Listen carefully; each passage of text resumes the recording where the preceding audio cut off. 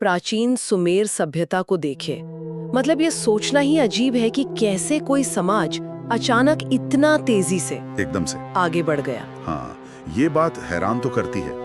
उनके पास अचानक से जैसे कानून आ गए, गणित का ज्ञान, खगोल विज्ञान की समझ और लिखने की कला भी।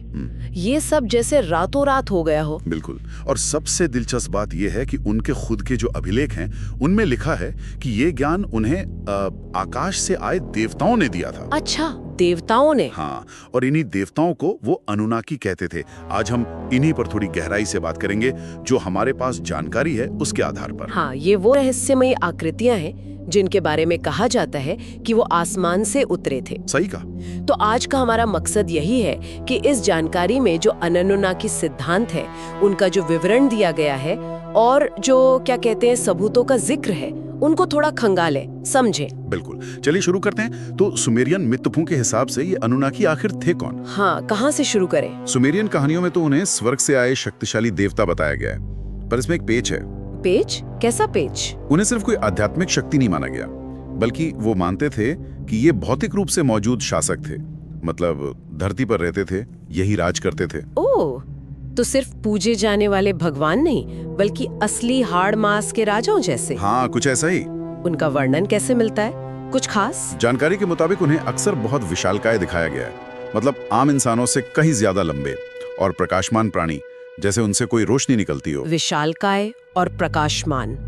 और तकनीक? हाँ, कहा जाता है कि उनके पास ऐसी टेक्नोलॉजी थी जो उस जमाने के हिसाब से तो मतलब अकल्पनीय थी, और उनकी उम्र भी बहुत लंबी बताई गई है।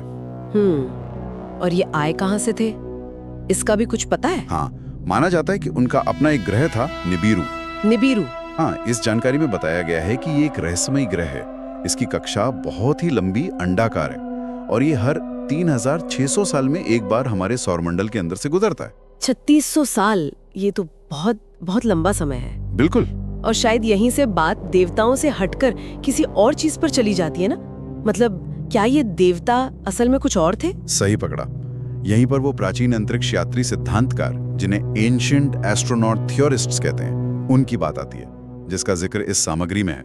हाँ, ये वो लोग हैं जो मानते हैं कि पुराने जमाने में एलियंस पृथ्वी पर आए थे और उन्होंने हमारे इतिहास को बदला। हाँ, वही।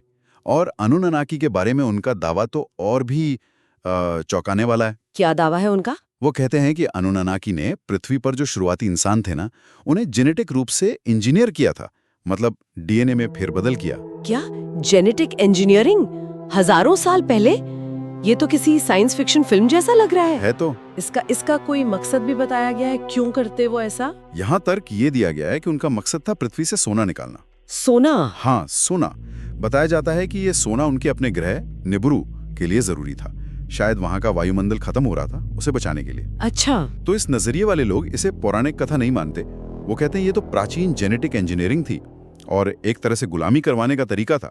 मानवों को ऐसा बनाया गया कि वो खदानों में काम कर सकें। इंसानों को सोना निकालने के लिए बनाना, ये तो बहुत ही अजीब दावा है। क्या इसके लिए कोई प्राचीन सबूत भी दिए गए हैं? हाँ, सामग्री में जिक्र है सुमेरियन मिट्टी की पट्टिकाओं का, शिलालेखों का, जो 6000 साल से भी ज्यादा पुरानी बताई जाती है। 6000 साल? उनमें क्या है? दावा किया जाता है कि इनमें ऐसी चीजों के चित्र या वर्णन है जो उस युग में तो असंभव लगती हैं, जैसे उड़ने वाली मशीनें, तारों के जटिल नक्शे, यहाँ तक कि सर्जरी, शल्य चिकित्सा की प्रक्रियाएं। सर्जरी, उड़ने वाली मशीनें, ये कैसे मुमकिन है? यही तो सवाल है कि ये ज्ञान उस वक्त आया कहाँ से होगा। सच में सोचना भी हैरान करता है कि हजारों साल पुरानी चीजों पर ये सब मिले। अच्छा, और वो जो विशाल मंदिर जैसे होते थे, जिग्गुरात, उनके बारे में भी कुछ है? हाँ, एक विचार ये भी उछाला गया है कि क्या ये जो विशाल सीढ़ीदार इमारतें थी, जिग्गुरात, वो सिर्फ पूजा की जगह थी, या शायद वो किसी तरह के लॉन्च पैड थे, अंतरिक्ष यान उतारने की जगह। Launch pad? हाँ, ये सवाल उठाया गया है।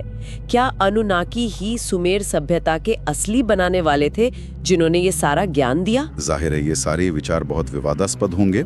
आमतौर पर इतिहासकार क्या मानते हैं? बिल्कुल, ये बताना जरूरी है कि ज्यादातर इतिहासकार, पुरातत्वविद, वो इन कहानियों को पौराणिक कथाएं मानते हैं, मिथक मानते हैं। प्राचीन रूपक। वो इसे सचमुच की ऐतिहासिक घटना नहीं मानते। मतलब वो जेनेटिक इंजीनियरिंग या एलियन वाली बात नहीं मानते? नहीं, वो इन व्याख्याओं को स्वीकार नहीं करते। में मिली जानकारी में भी है कि ऐसी मिलती जुलती कहानियां दुनिया भर की पुरानी सभ्यताओं में क्यों है, सिर्फ सुमेर में ही नहीं। सही कहा, ये एक अहम मुद्दा है। यहाँ ये सवाल उठाया गया है कि सिर्फ सुमेर ही क्यों?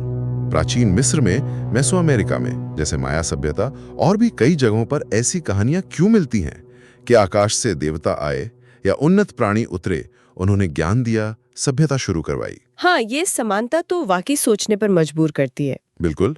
हालांकि हम यहाँ सिर्फ वही बता रहे हैं जो सामग्री में दिया गया है, किसी सिद्धांत का समर्थन नहीं कर रहे। तो मतलब हम एक बड़े सवाल पर आकर रुक जाते हैं। क्या अनुननाकी सच में किसी दूसरे ग्रह से आए थे? क्या उन्होंने इंसानियत के विकास को रास्ता दिखाया, या शायद उसे कंट्रोल किया? या फिर ये सब प्राचीन इंसानों की अपनी कल्पना थी, जिसे हम आज की टेक्नोलॉजी और समझ से देखकर कुछ और ही मतलब निकाल रहे हैं। हाँ, ये भी हो सकता है। ये जानकारी हमें इन्हीं सवालों के साथ छोड़ देती है। और शायद श्रोताओं के लिए एक आखिरी विचार ये हो सकता है, अगर ये बातें जैसे उड़ने वाली मशीनें, जेनेटिक बदलाव, अंतरिक्ष यात्रा, अगर ये वाकई में प्राचीन रिकॉर्ड्स में हैं जैसा दावा किया जाता है, तो ये इस संभावना को थोड़ा बल देता है कि शायद इतिहास के दूसरे मिथकों और कहानियों में भी ऐसी जानकारी छुपी हो सकती है, जिसे हमने अभी तक समझा नहीं है या गंभीरता से लिया ही नहीं है। मतलब इतिहास शायद उतना सीधा न हो जितना हम समझते हैं। शायद। सोचने के लिए एक दिलचस्प बिंदु है ये।